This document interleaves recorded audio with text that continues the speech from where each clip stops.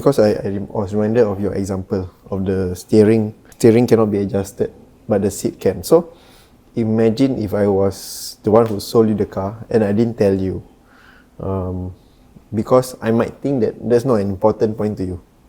Yeah. So even let's say you were to find out that the steering wheel cannot be adjusted, it should not the fault of the salesman that not being honest in that sense. That was what I was thinking. Like, am I being faulted if I don't share A to Z of the product? Yeah. Faulted definitely not, but I mean, ethical, we would trust a person more if they are more transparent lah.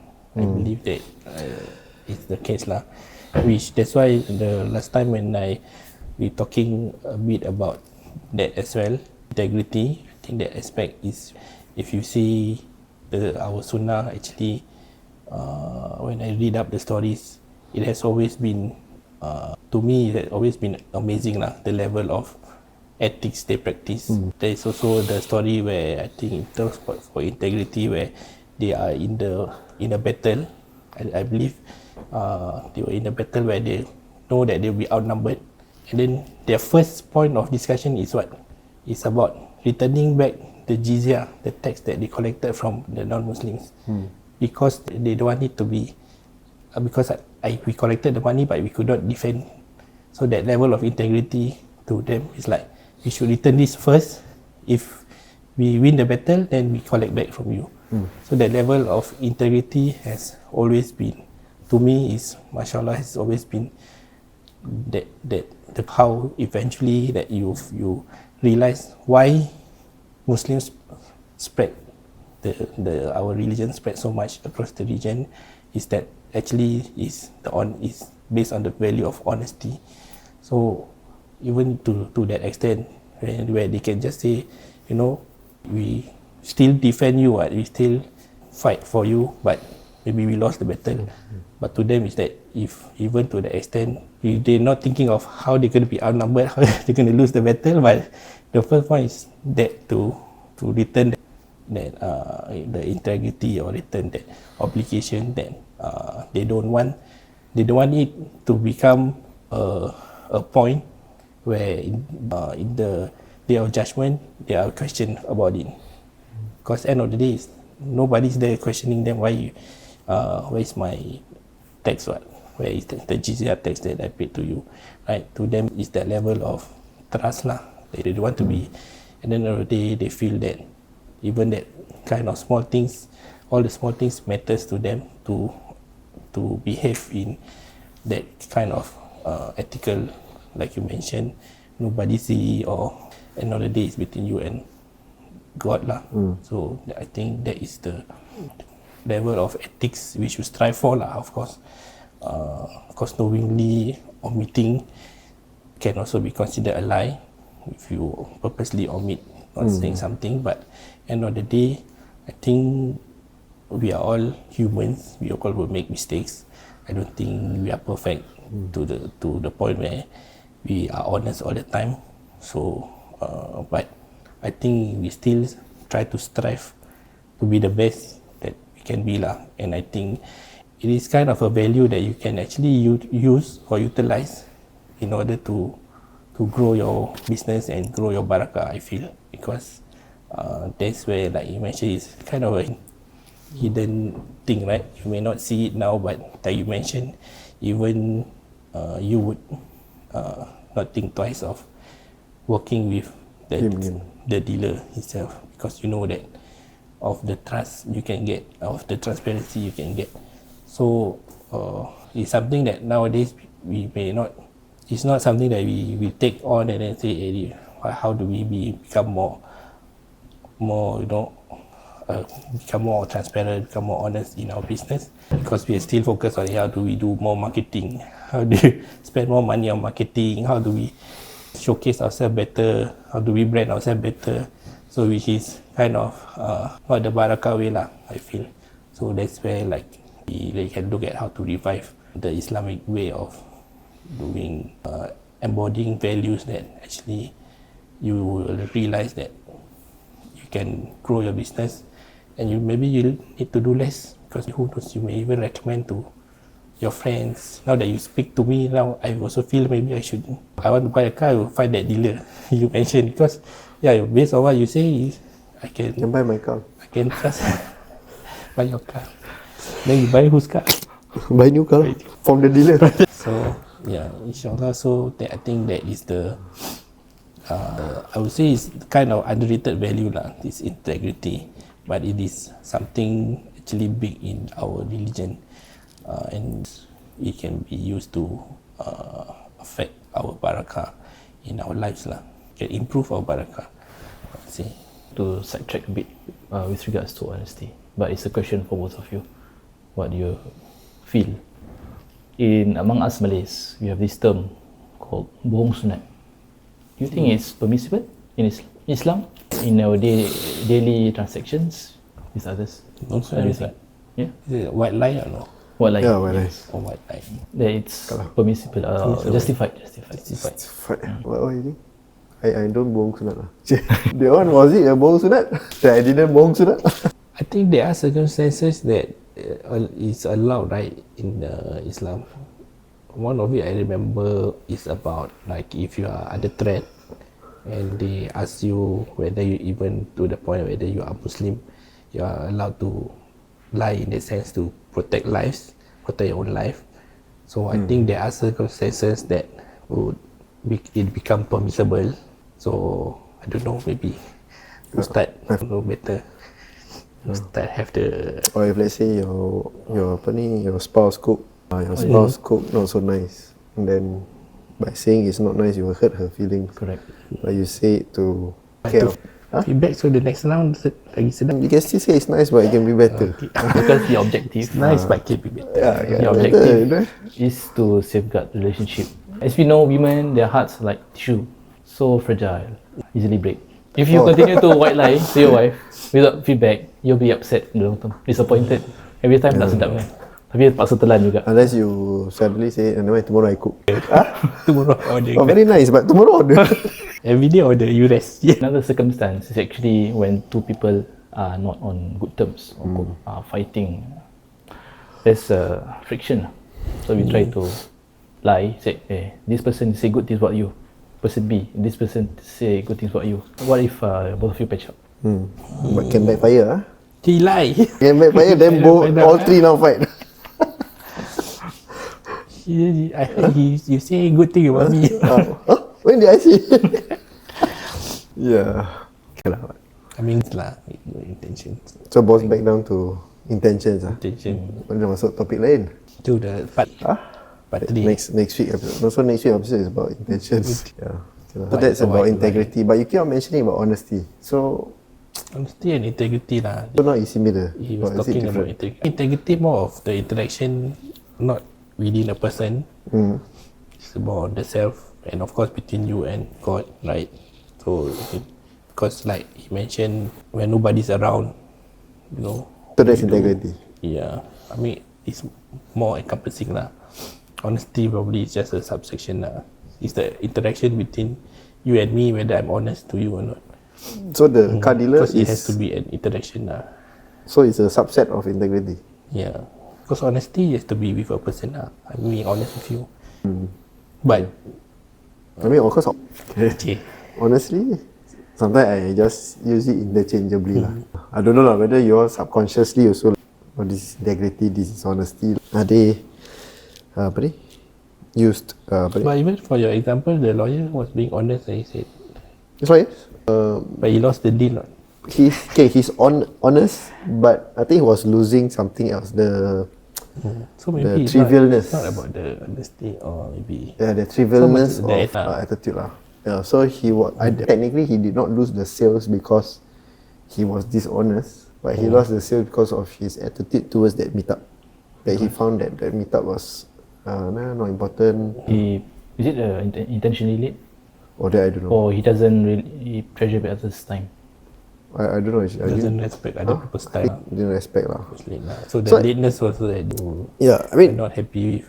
it came to the point where I start to think also. Let's say, because sometimes I conduct trainings. Okay, if let's say you're attending my training, it starts at 10 a.m. You left house 9:45. knowing you need to take 30 minutes to reach my place, to reach my training place. Will you inform me at 9:45 that you'll be late, reaching at 10:15? Or will you inform me at 10 o'clock, say I'll be 15 minutes late? Even this, I feel Respecting people. it's about respecting. Yeah. I think it's the communication also plays a part, how Yeah. they communicate. And Correct. But which I one do you think? Because Which one will you prefer? if the lawyer was being honest, I think it's a bit of a plus point. He could just say, "Oh, I from the court," and then the person. Oh, but he wasn't from court. For example lah, he could lie and then say that he was from Yeah, court. but then it will be it didn't become an issue. But I think even being honest, maybe I think it's also boils down to like how you treat the customer lah. So if the customer feel like, hey, if you were honest to me, but it shows that you don't really respect them, their time, I think that matters a lot lah, right? Still goes back to the level of how you treat somebody lah. So meaning in today's business aspect, people don't expect you to just be trustworthy lah. You definitely need to excel in all matters. You need to be on the ball. You need to have a good attitude. Yeah. Oftentimes, there's no one trait that will make you seal the deal with the client. Okay lah, if you are being honest, but I think it's also possible like you say, if you communicate to the person beforehand, you feel that it's more acceptable. Right, like he tell you, hey, I'm gonna be 15 minutes late. At least how you deal with that situation is most important lah. Same also like the food. Last minute then tell you that I cannot deliver, and then like there's no service recovery. How you manage the customer in terms of that lah, like how you make the customer feel good lah after certain things that you do wrong. Because I don't think everyone is perfect. You will definitely make mistakes. So definitely certain things forgot to do, or certain things missed out. But how you deal with it, I think is where makes the big difference lah. And probably it will also showcase your character lah to the person. If the person complain, why is this not done, or why this is late?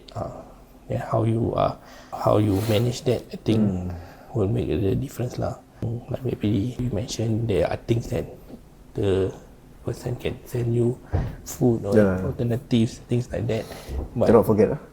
Cannot forget lah I move until on. now. But you made me remember the incident. So the same lah. Yeah. Why always happen to you? This is a test. The lawyer also check. This is a It's test. not to you lah. It's your client. Yeah. That's how you get the client. So it was a blessing in disguise. The lawyer was late, so client chose me as a will writer now lah. So I reached 5 minutes early at his. You go to him. The lawyer, they have to go to the lawyer, and then the lawyer late. But that's a different case lah. Maybe they agreed on where to meet lah. But my case was I was going to that person's house. 2 minutes before appointment time, I was outside the unit waiting. Yeah. Then 3 o'clock, then I knocked. Why cannot knock early? Oh, I believe that when you promise a time, especially visiting people's house, I mean you cannot be late, of course, but you can't be early because people might not be ready for you. Correct. Yeah. So it's your problem that you reach early, unless You can mention to them lah. you can mention. But sometimes I feel that mention can be what you call that unnecessarily pressurizing to them. Okay. Like, so what you're telling me, you're early. You want me to open the door for you, is it? Yeah. Even though you said something like, hey, I'm here early. If you happen to be available early, just let me know. Yeah, maybe he's also thinking along the line that it might give him the client impression that he is impatient, right? Possible. But more of if you don't want me at the door early, you wouldn't have told me. Yeah, you just have wait quietly. Yeah. So you waited quietly lah. 2 minutes outside. I was checking my mail and stuff outside for 2 minutes. Maybe they tengok kamera. Where this guy? Yeah, well, I checked already that the house doesn't have camera, so yeah. So yeah, I think all this what you call that? All these principles sometimes lost in time. Yeah, that sometimes even small things like I wouldn't say macam really lost in time. I think people do know what is right, what is wrong, things like that. But I think people can utilize it more in terms of like, this is something that if you work on, it can bring barakah to whatever you are doing, right? In your life, in your business. I think that should be, as Muslims, that should be something that we should embody, something that we should strive for. And especially for me, business owners, you're doing business, I think that is the value that you should uphold lah.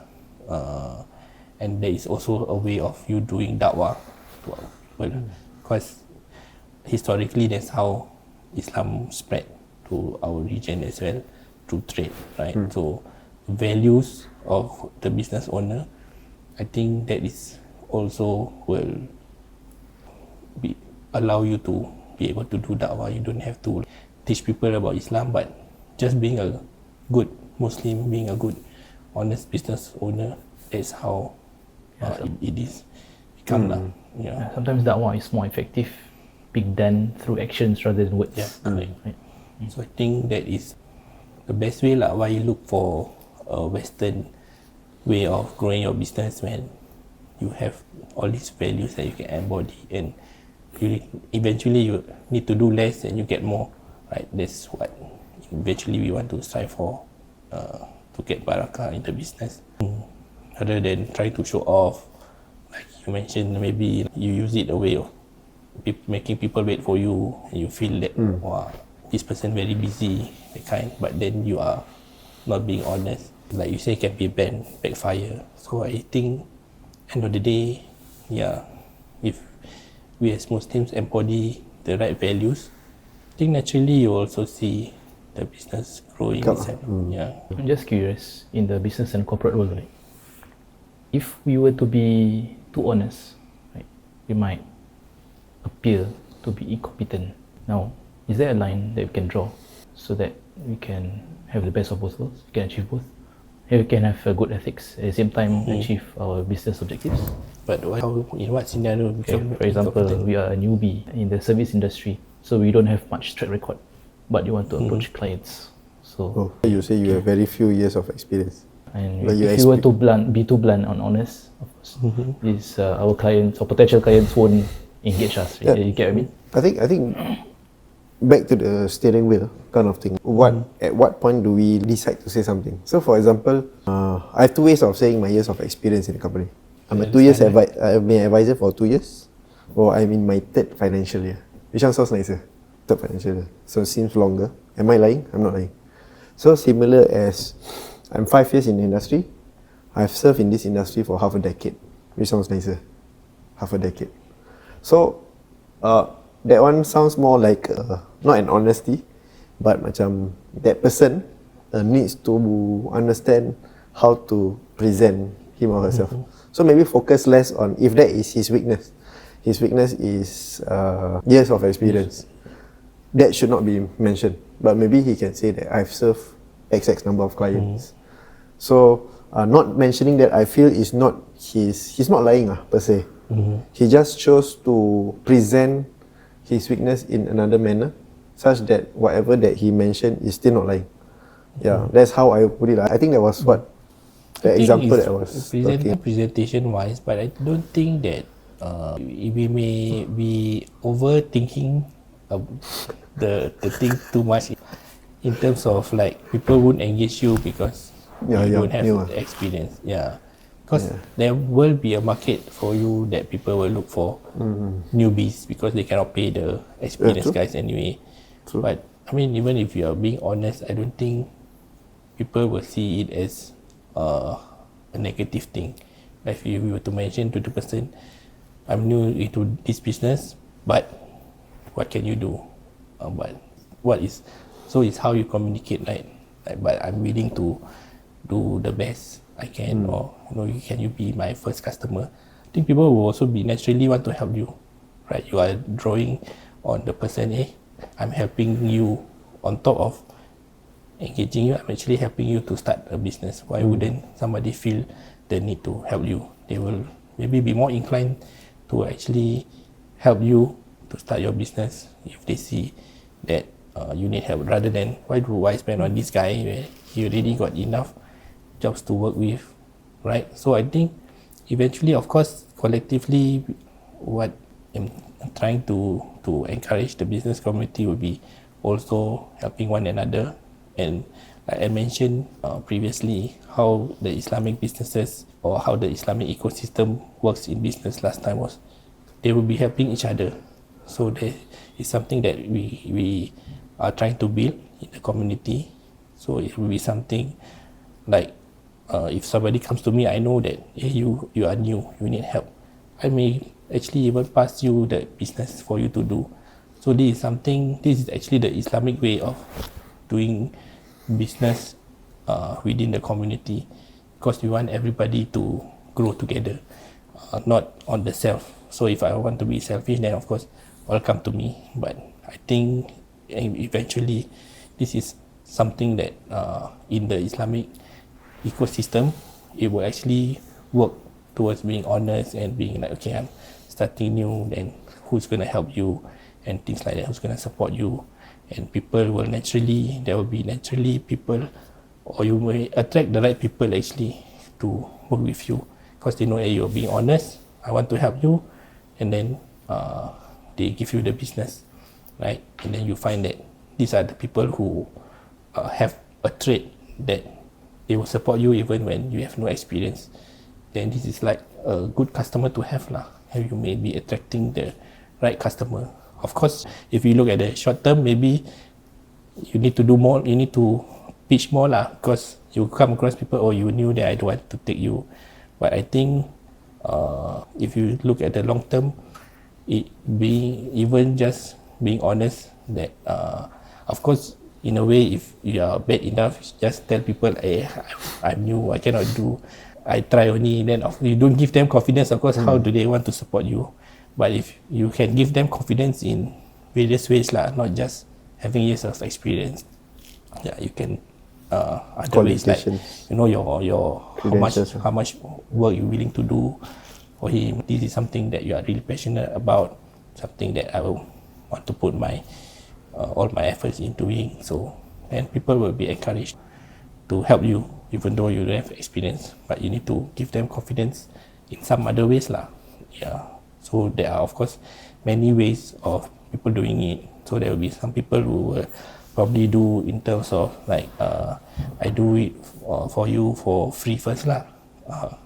Once if there's results, then you pay me, right? So that's how other ways of how you get started into it lah. Not necessarily that you need to fake it till you make it lah. Because I used to have a business owner that mentioned that to me, he did somehow need to fake it in order to make it, which I disagree with lah. So yours is all real lah? Marketing all real lah? Marketing also. Yeah, actually true lah. Fake it till you make it. We have seen a lot of people who say like I mean, we have seen those people who, let's say, rent a Lamborghini and then they show come and trade with us. Then it's a car that doesn't belong to them and all that. Yeah, but that is their way of doing it, right? So I do. Is that false advertising? Is it unethical? Is that? Unethical lah, of course unethical lah, but they didn't say it's legal. No, but they didn't say that. They didn't say they bought the car. I just rented the car. I say, hi, Assalamualaikum. Yeah, but they didn't say they bought the car. Yeah. So sekali, in fact, in the caption, this is the car we rented. This car is rented. Wow, they're honest. Honest. Then you engage them. Then they one day buy a car from the dealer. Okay, can. Yeah. So. I mean, of course, not ethical, but of course, they don't get into any legal issues because it's not illegal. But end of the day, I would say that it's their way of doing it. We have our Islamic way of doing it, which, I mean, if we are true to our religion, we know this is the truth, then this is the right guidance. We know that this is the best way of doing it. So we stick to our ways lah. I think because that particular example, even though it's not explicitly mentioned, they bought the car. People who watch know what the message that they are trying to portray. it's trying to say that with this trading you can own this car, even though it's not explicitly stated, and that's where the real issue is lah. Just by looking at it, you're trying to say that if I trade, I mean misleading, but if you think about it, what emotion are they drawing you from? They are drawing you from the great emotion lah, of material lah. You want to have this car, this is a way of doing it, right? You do trading, then you can get a Lamborghini. But they don't even achieve it in the first place. Yalah, but that's another thing lah. That's another that's where the dishonesty is. That's how they earn money lah. They earn enough people from the people to buy the car, to rent the car.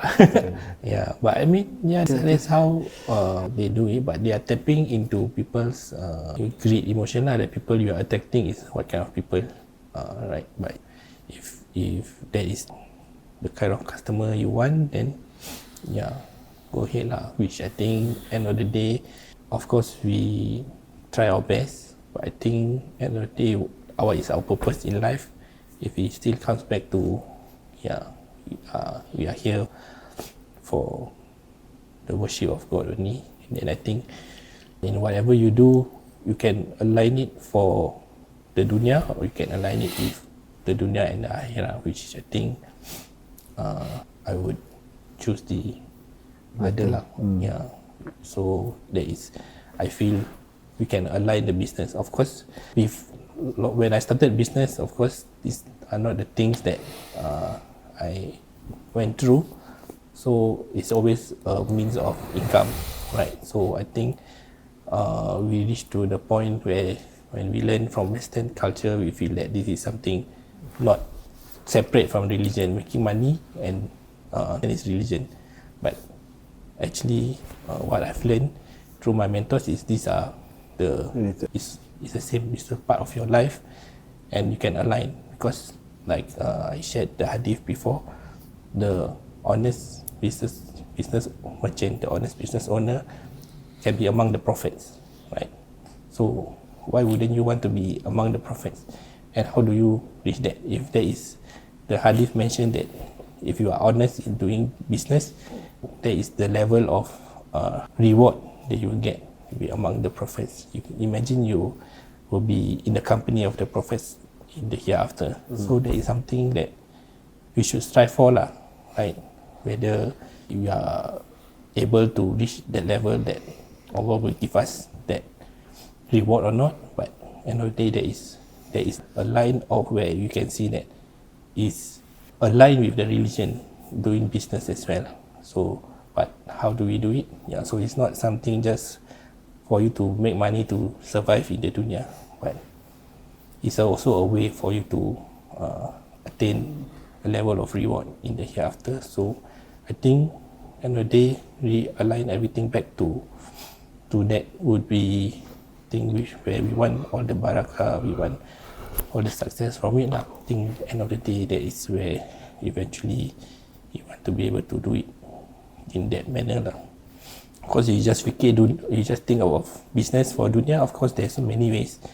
I mean, being in my position where I be able to, I do accounts for Chinese business owners, do for Indian business owners, do for Malay business owners, things like that. Exposed to many different business models. We doing audit work before. So I've seen many ways of how people can get rich lah through business. There's many correct ways and there's many unethical ways also, but end of the day, you choose lah which way you want to succeed in. We want Allah to bless our business. You want Allah to have pleasure upon us. You want Marutatillah, Allah's pleasure. Teach us to be rich. Just to be Exposed to 1001 business. Secrets. After this, you can give us some cash. Later, I kena subahat later. Become subahat. Teach you all the wrong ways. So we can teach us the right ways. The right ways.